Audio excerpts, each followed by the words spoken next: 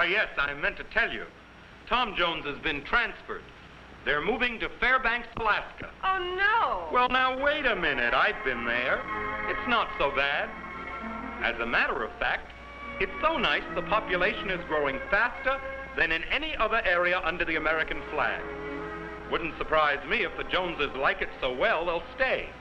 Tom thought they might. Well, it still must be an awful chore, moving that far. Why, there's nothing to it. You saw the Joneses walk out with a couple of suitcases, just as if they were going on a vacation. The moving men do all the rest. Tom called it moving in the Martin manner. Well, that china is certainly being packed carefully. I don't see how it could possibly get broken. Oh, of course not. Nothing is ever damaged in the slightest. The Martin Company has a special procedure, almost a ritual for moving household goods. Every davenport, every chair, every dish, in fact, even the smallest items, are carefully wrapped in the cleanest and softest padding. Anything going to Alaska is transferred at Seattle into an overseas van pack, which is really a small truck body. This gives everything double protection and also makes it very easy to handle. Anywhere you live, Martin Van Lines can move you to Alaska in a jiffy. Well, if that's all there is to it, maybe it would be fun. They say Alaska is beautiful.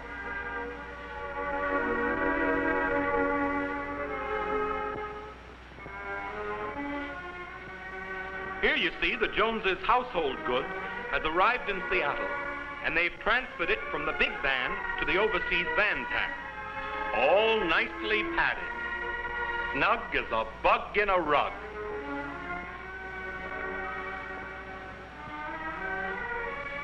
Up she goes into the ship, everything perfectly protected. All set for Alaska.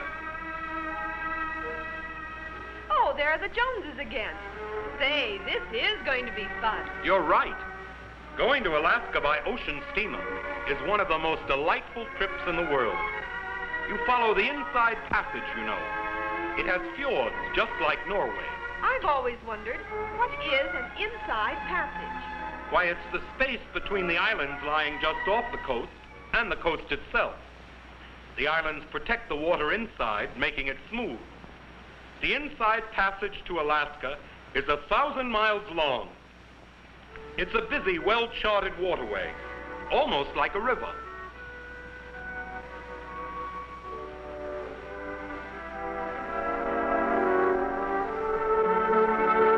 There, you can see on the map. You sail up the coast with the islands between you and the open ocean. They call it sailing sheltered seas.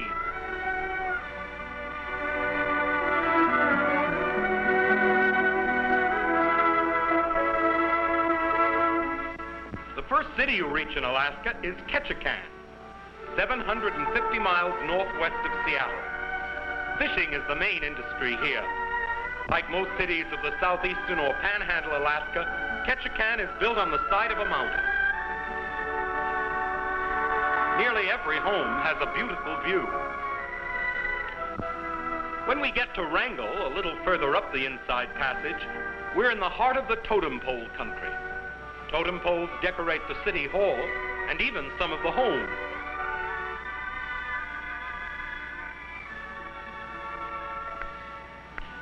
This chap is building himself a new home overlooking town and harbor in Wrangell. Sailing north, we go through Wrangell Narrows, where you can almost reach out and pick flowers ashore. Here's Petersburg with the Daily Mail plane landing.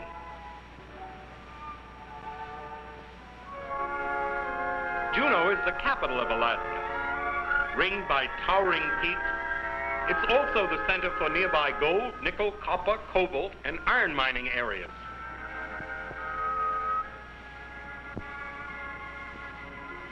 As on any ocean voyage, seagulls are always with us.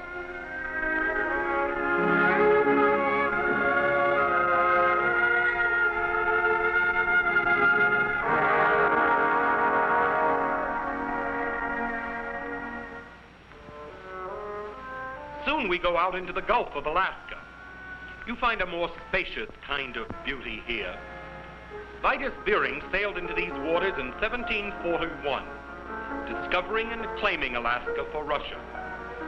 In 1867, we bought Alaska for $7,200,000. It certainly was a bargain. Alaska is 1/5 the size of the United States. It has huge forests, rich farming land, vast mineral deposits, and great natural beauty.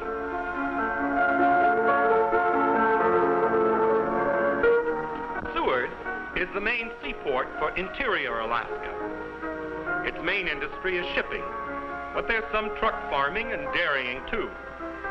Seward and nearby Valdez have the farthest north year-round ice-free harbors in North America.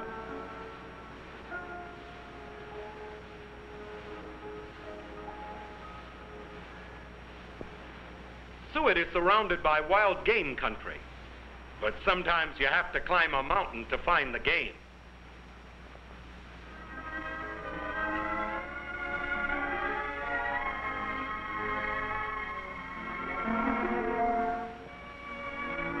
What's this bearded man looking for? Mountain goats. They live up in those crags, believe it or not. On the lower slopes are bear, moose, and smaller animals.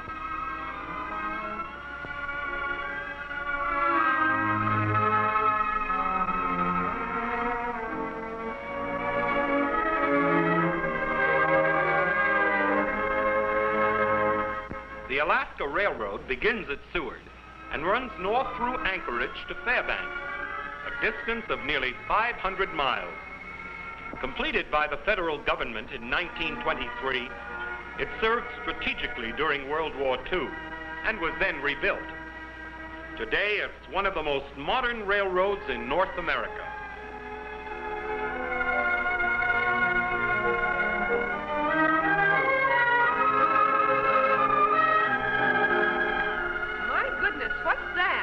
Behind the train? Why, that's Bartlett Glacier, halfway between Seward and Anchorage. Like nearly all glaciers up north, it's slowly melting and receding. That huge hunk of ice is tens of thousands of years old, and it's so big it doesn't melt very fast.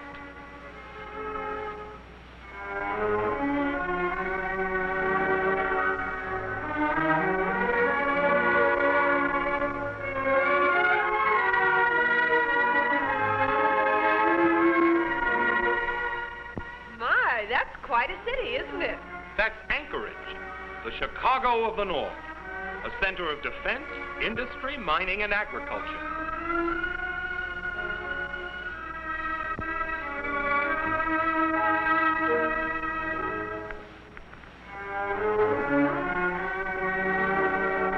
Did they go swimming in Alaska? Why, certainly. Summer temperatures up north often are in the 80s and 90s. This is a lake near Anchorage.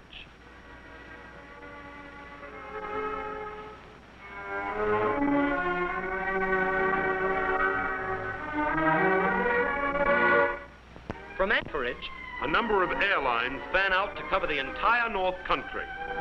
We're going to fly on one of those airlines, Revolution Airways. It flies the longest route of all, 1,300 miles from Anchorage southwest into the central Aleutians. But I thought they had such terrible weather in the Aleutian Islands. Lots of fog and storms. The Aleutian Islands have an undeserved reputation for bad weather. Actually, they have a lot of beautiful weather, but they seldom get credit for it.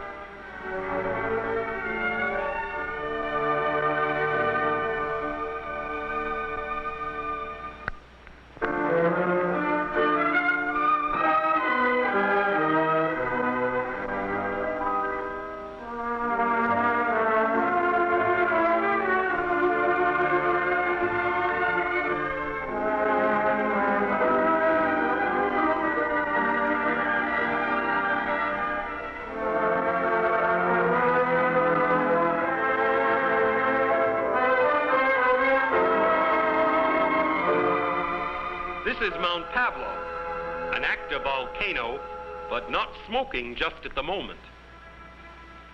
These are the Ogallene Pinnacles, vertical fingers of rock wearing a glove made of ice and snow.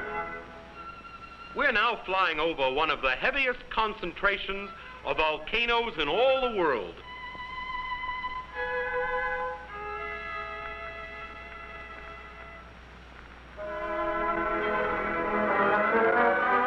Here we are right alongside Mount Shishaldin, more than 9,000 feet high. This mountain has been smoking like this for centuries. Its nickname is Smoking Moses. You notice there's no snow or ice on its sides. It's too hot. One lake green, the other blue. Almost like a chemist's laboratory. What you see down there is not tundra. It's grass. Grass that often grows 6 feet high. Abundance of grass and favorable climate make the Aleutian Islands excellent grazing ground. A couple of sheep ranches operate near here.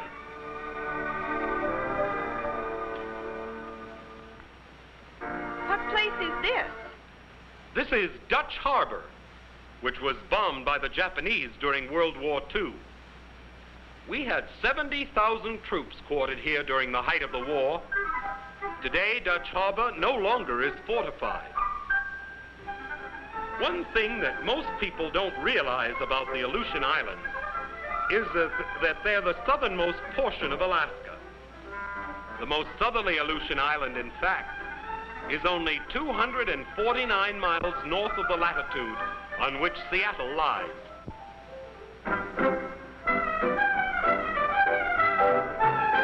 Now we're back in Anchorage, and we're going to take the Alaska Railroad northward on one of the most exciting train trips you ever saw. Leaving Anchorage, we soon cross Matanuska Valley, a prosperous farming area. Seen from the air, this fertile valley is checkered with green fields that have been hewn out of the forest. Agriculture in Alaska has expanded greatly in the last few years. These are some hunters getting off with their guns and packs. They're going moose hunting. Why, here's a moose now. Better eat fast, young fella. Better yet, get the heck out of here, or you'll end up hanging on this rack with your daddy. The Alaska Railroad is one of the most northerly railroads in the world. Running nearly 500 miles north from Seward, it almost reaches the Arctic Circle. It crosses 5 mountain ranges and runs through some of the most scenic country on Earth. Daily trips are made by passenger trains from Anchorage running north and from Fairbanks running south. In each case, the train leaves at 8:30 in the morning and arrives at 8 o'clock in the evening. It's a delightful trip.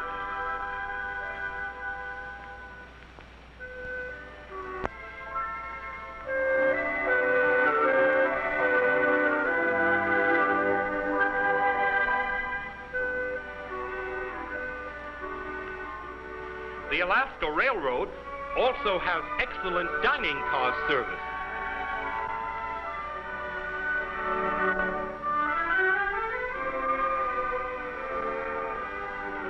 Shortly after noon, we get our first view of Mount McKinley.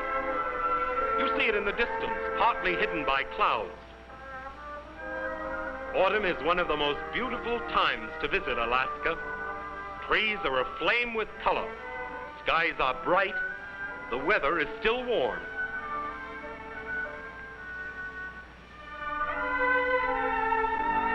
The Alaska Railroad runs through the edge of McKinley National Park.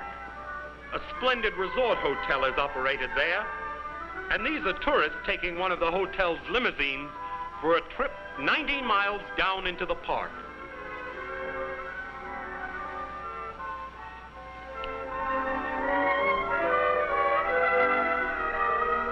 McKinley Park is the home and haven for a large wildlife population. Most of the wild creatures are very tame, for no hunting is allowed inside the park. In autumn, the ptarmigan, very numerous, are changing from their brown summer dress into their winter plumage of white.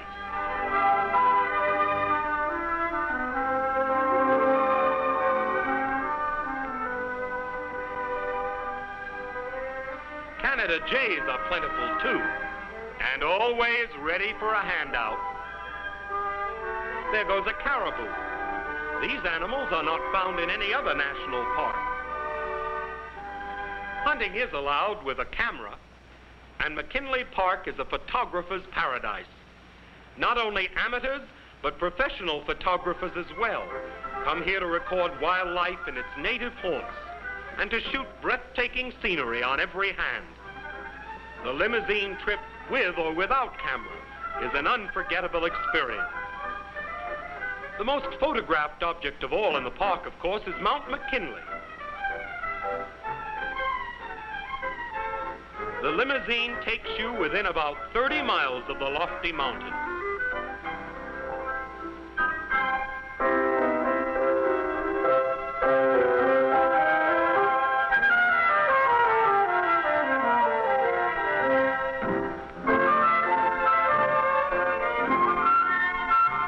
McKinley is the highest mountain mass standing alone anywhere on Earth. Nearly 5 vertical miles of rock, snow, and ice. It rises from a plateau only 2,000 to 3,000 feet high.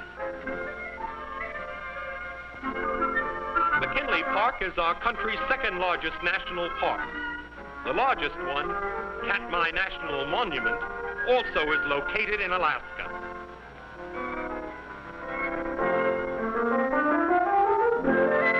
Going on to Fairbanks, we find another large city, another center for mining, agriculture, industry, and national defense.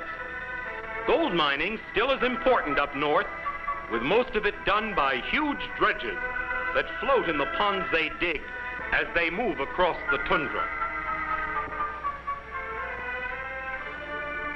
Although Fairbanks is near the Arctic Circle, both cows and higher education flourish here.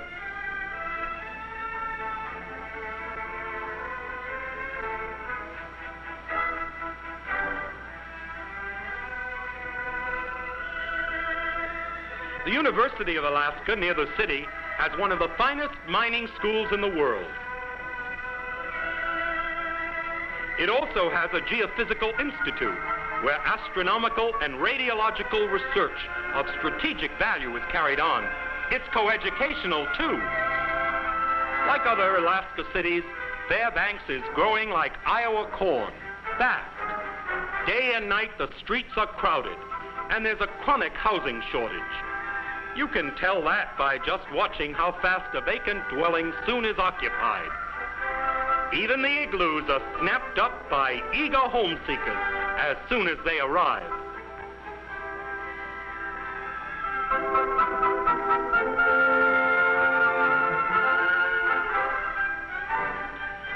Fairbanks is the center of a thriving tourist industry, with vacationers eager to take flights out over the countryside in bush planes. Bob Rice Alaska Tours offers a fascinating trip to an Indian village less than an hour away.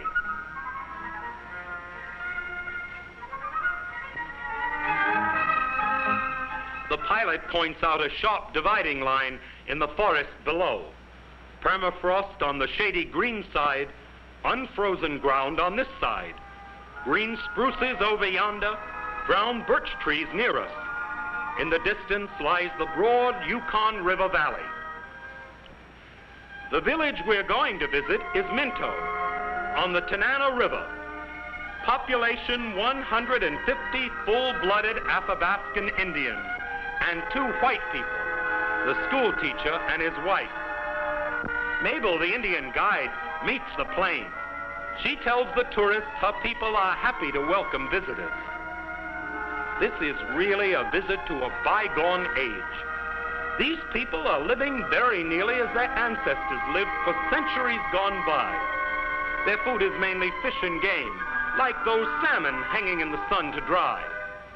Minto is a quiet, restful village, and the Indians are quite happy, though very poor.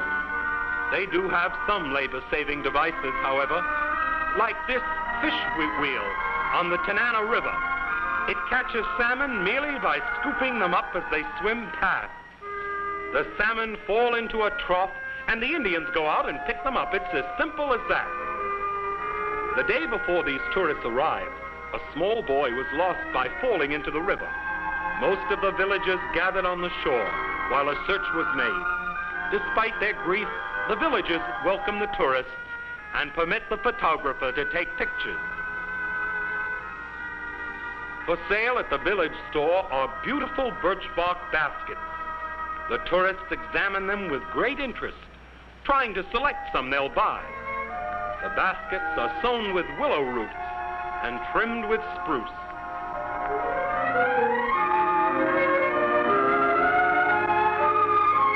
One of Alaska's greatest man-made assets is its system of sturdy, well-constructed highways. Most of these highways are paved, and they take the traveler through a fairyland of scenic beauty. The motorist who comes prepared for roughing it, who really enjoys outdoor life, will find Alaska's road system an open gateway to enchantment.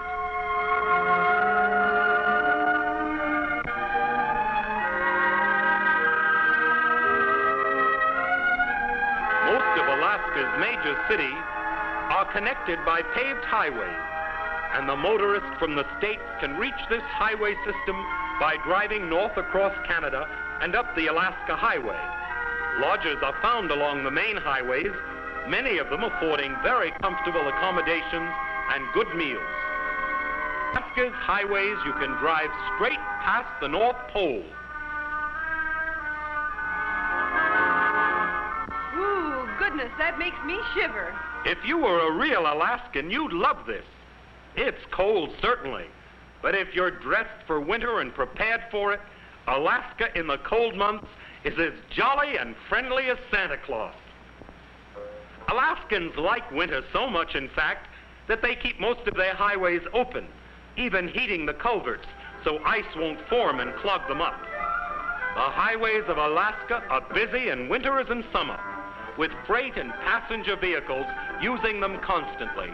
Motorists say that driving at 30 below zero is ideal. Different from all other parts of Alaska is the region around Nome, the historic city where millions of dollars worth of gold have been taken from the underlying sands. Ships arriving at Nome must anchor in the open sea, for there's no deep harbor. Their cargo is unloaded into lighters and hauled ashore. Pack ice freezes over the Bering Sea at Nome in November. It breaks up and melts in June. 3 out of every 4 of the residents of Nome are Eskimos. Like the Indians, they get most of their food from nature. These Eskimo women are picking berries on a tundra slope near the city. The red ones are low bush cranberries. The black ones are lingonberries.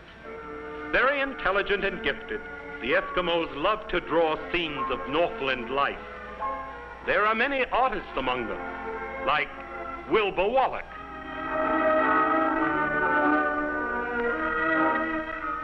America's only tin mine is located 90 miles northwest of Nome. Working 12 months a year, which it can do because it's an underground mine, it has mainly Eskimos as employees. The tin mine lies in the bleak, barren mountains of Seward Peninsula, 75 miles east of the mainland of Siberia. With the Iron Curtain rustling almost beside them, the Eskimos live in their Quonset huts, happy that the white man's industry has come to provide them with steady jobs. Like other natives in Alaska, they're doing their best to step across the high threshold which separates their Stone Age lives from modern civilization.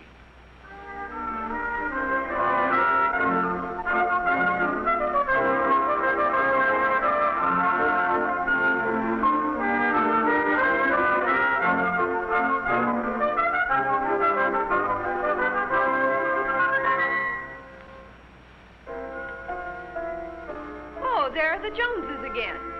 They just got here in time, too. The film's nearly over. And their household goods got there at the same time they did. Still in the overseas van pack. Yes, sir. Martin Van Lines was on the job all the way. I'd call that a good moving picture.